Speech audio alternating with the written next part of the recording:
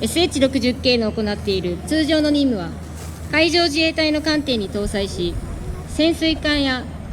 戦闘艦艇を捜索する哨戒です。また、救難の任務にも従事することもあり、東日本大震災や各地で発生している豪雨災害の救助活動にも出動しています。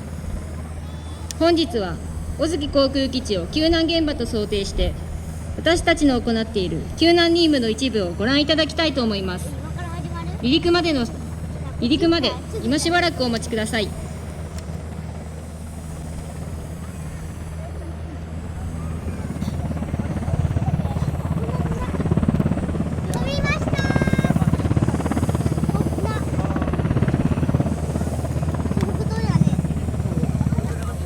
皆様、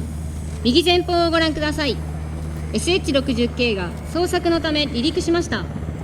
このヘリコプターは時速約250キロで最大約 3.5 時間飛行することができます。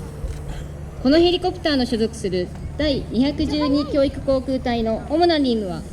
SH-60K 哨戒ヘリコプターに乗り込む搭乗員の教育です。ヘリコプターの操縦を行うパイロット教育のほか、ヘリコプターの機内においてレーダーなどの搭載機器の操作や、人員を吊り上げるホイストケーブルの操作などを行うセンサーマンの教育や、看護師や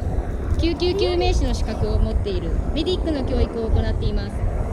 なお、教育のほかに大規模な災害等が発生した場合には救難の任務にも従事しています。本日の機長は第212教育航空隊三等海佐広島貴弘、福島県出身。副操縦士は三等海佐林正郎、佐賀県出身です。実際の捜索現場では、上空のヘリコプターから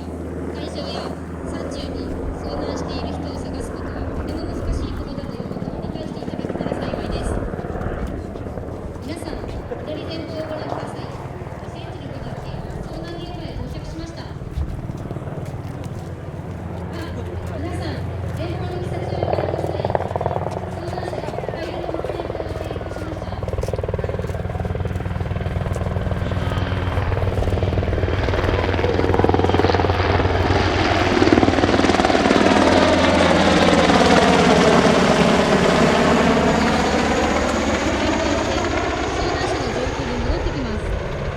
これから SH-60K は遭難者の上空でボーディングし、遭難者を救助します。